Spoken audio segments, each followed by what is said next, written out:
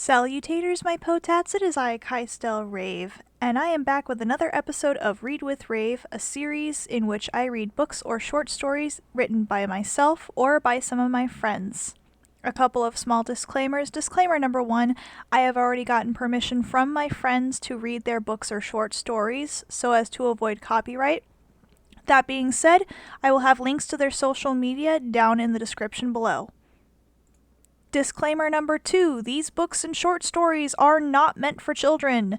The average audience is teens or young adults, so if you are a young child, please jump off this video and return when I have gaming or art videos. Today, I will be reading The Crossroads Planet, Book 1 of the Crossroads series by Robert Field. Chapter 11. Crystal sat nervously with Lance in a booth at the Dead Horse. Her mother's page had reached her during Mary's practice session, indicating that they were about 2 hours out of Crossroads. "Cheer up, Crystal," Lance said encouragingly. "'Twill work out." "You at least can be pleased with yourself. Mary seemed to find your progress in the magical arts encouraging." "Aye, thanks to thee." Just then Jack appeared.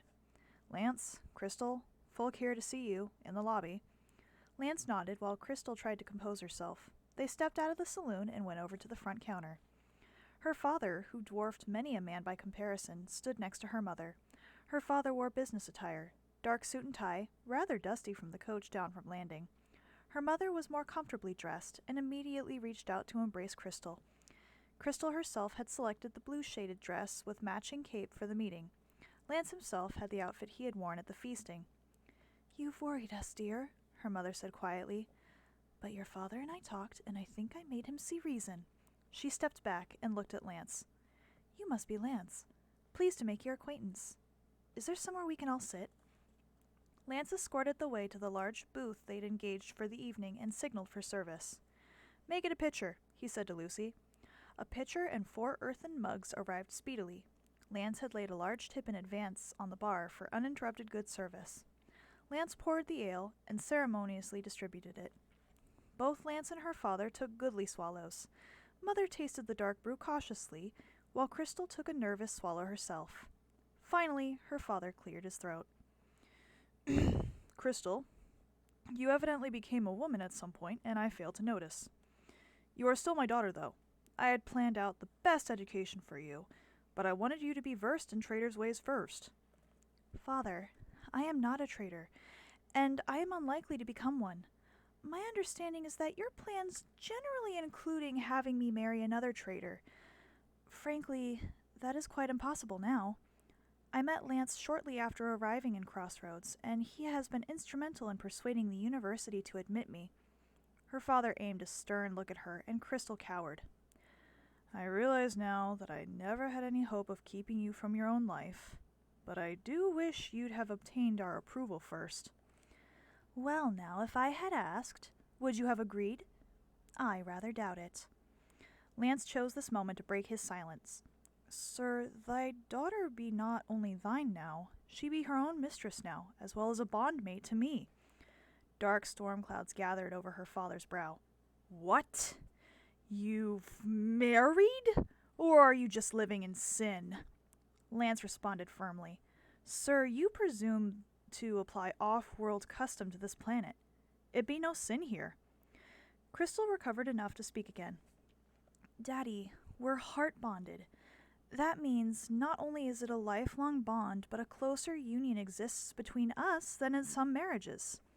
Lance nodded. "Sir, you must try to understand. It is even now beyond your power to separate us. Our lives are irrevocably linked, and to separate us would mean certain death for both of us." Her father was not swayed. "Not yet." "I understand that every planet has a religious ritual regarding marriage and lifelong commitment. I can still seek an annulment. Sir, with all due respect, religion plays no part in this.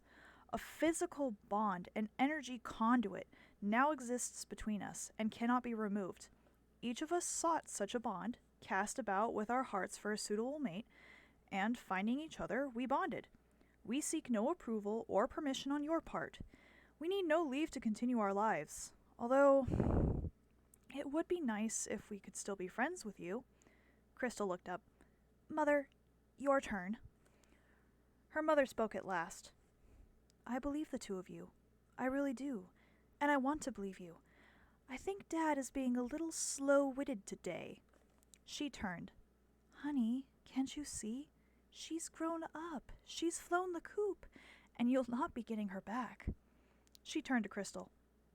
"May we at least visit your school?" Crystal replied, "That'd be best tomorrow, Mom. It'll be dark soon. Best we have dinner now, then you can spend the night here, and we'll meet you in the morning. I'll see if I can get out of my first lecture." Her mother nodded. Crystal nodded to Lance, and Lance signaled for the barmaid. Lucy came over to the table. "Ready to be eaten now? Tonight it's stew or meat pies." "And meat pies is the stew baked in a crust," Lance said to himself. Lance ordered meat pies, and Lucy bustled away. Lance topped off the mugs before speaking again. "I hope everybody's calmed down some now. If Crystal can't get free, maybe I can. Be glad to give the campus tour. Maybe talk to the dean or the headmaster, eh?" Her father nodded. "Certainly. I wish to interview the faculty while I'm here. What sort of scholarship is it?" "Arcane arts. Thaumaturgy. Magic," replied Crystal proudly. "My potential has been rated master class at a minimum. It will take a while to learn the skills and make use of that potential, but I've gotten good marks for my effort. Lance and I make a good team as well. On his own, he barely rates as an apprentice, but in my presence, he is almost journeyman level, and progressing fast." Crystal paused, alarmed by the lowered brows across the table. Her father reacted first. "Has my daughter become a witch?" he exclaimed. Lance looked hurt. "Sir, on this planet, a witchwoman is a respected profession, albeit a somewhat colloquial title. The term magus is more commonly used, referring to those who have been trained to realize master or adept class skills." "Well, I guess she's got the stubbornness to do whatever she wants." "Well, okay, I'll see what your teachers have to say." The conversation was interrupted by the arrival of dinner.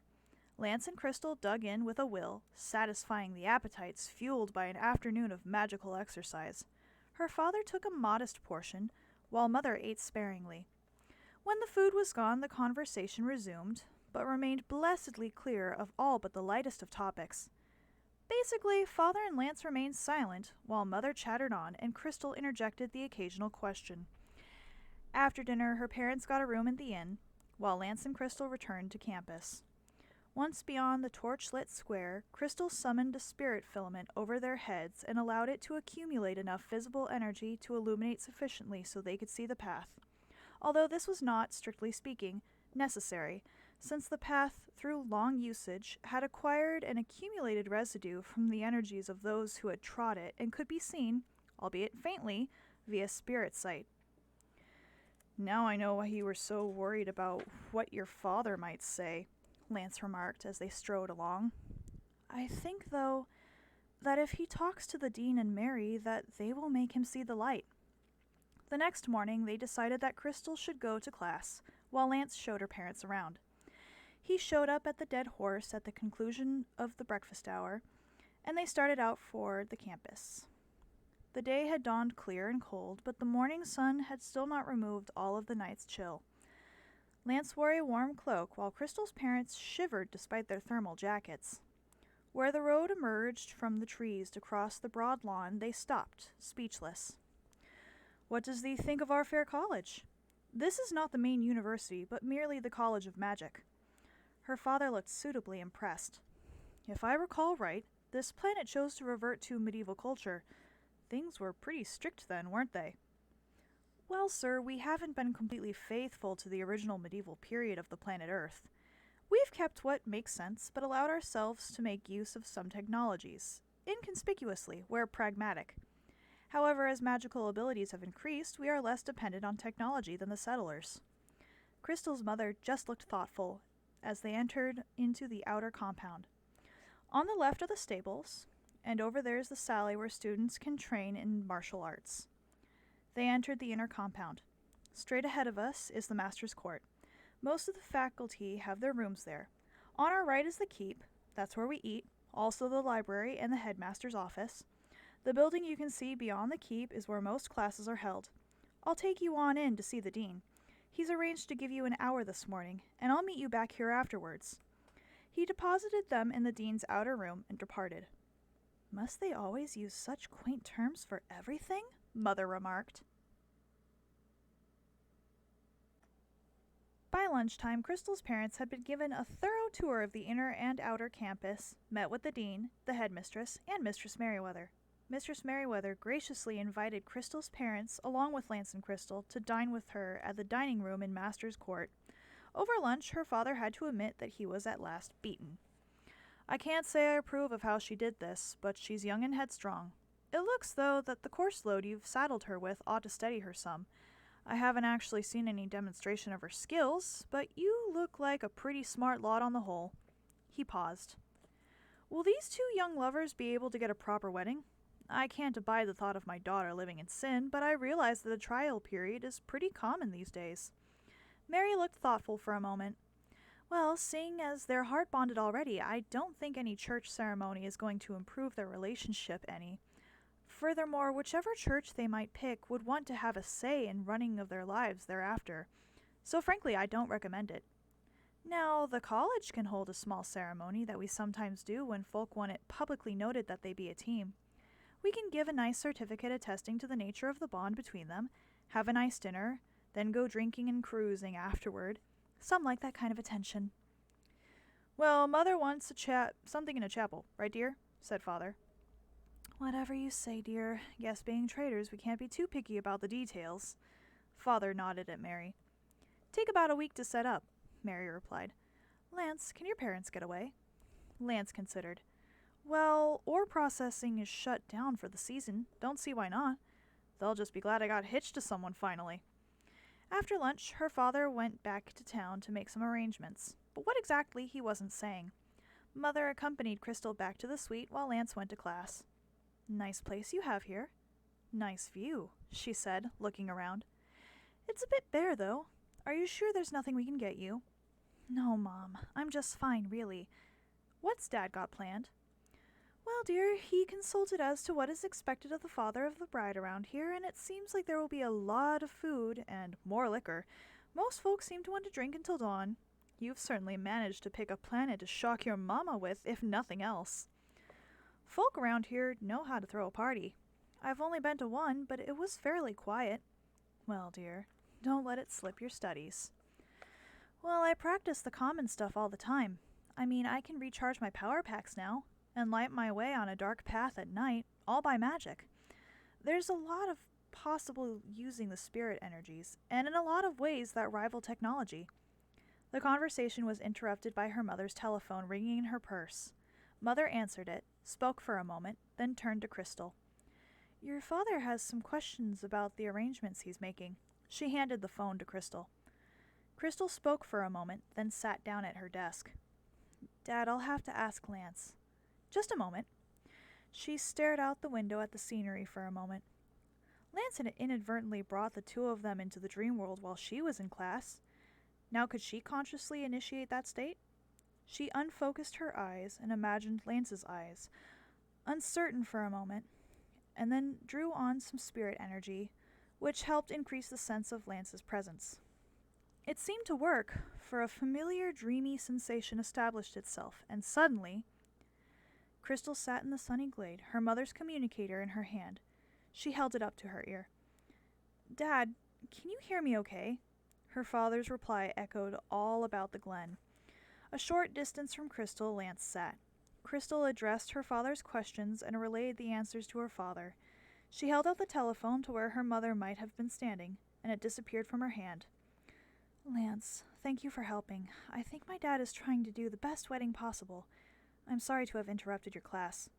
"Lover, thee needn't apologize. See thee after my class."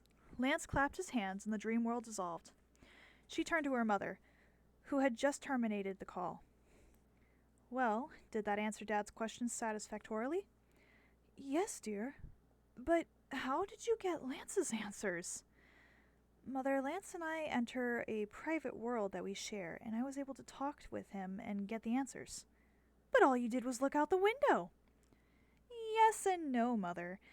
Ask Lance when he gets in."